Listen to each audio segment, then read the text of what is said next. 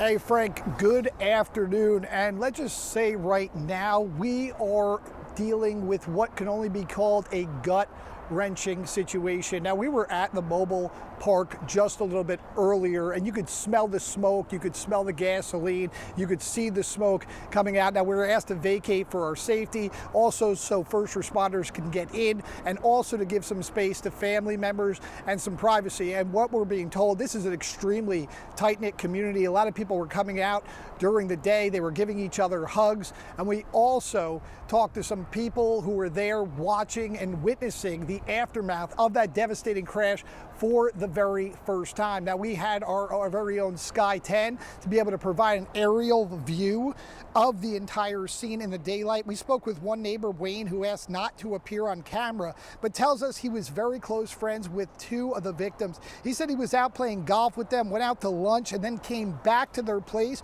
for some drinks and laughs. He said he was very fortunate he didn't stay for dessert because 10 minutes later, the plane crashed into their mobile home. Wayne says he's from Canada but lives out here in the winter, and the first thing he did was call his son, tells us how he plans to hug his loved ones a little tighter and how grateful he is that he wasn't in the home when that plane went down. And we can confirm two people died in the mobile home along with the pilot. We spoke with one neighbor who watched right from his porch as the plane came crashing down.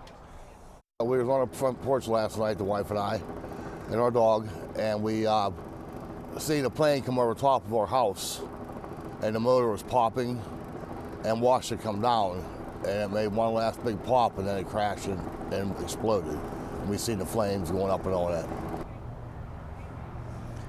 Now, the NTSB is expected to arrive here at some point this afternoon to give us a little bit more information and provide an update on the crash. All right, Nick, unbelievable images and stories right there. And as you mentioned, 3 people dead at this hour. Are they still looking for more folks out there? Yeah, Frank, when we were there earlier, there were still search and rescue efforts by the FAA. We also saw forensic units from the Clearwater Sheriff's Department. But right now, that is all the information we have. But we are going to be here all day and provide you with the latest details as they become available. But for now, reporting live in Clearwater, Nick Voltero, 10 Tampa Bay.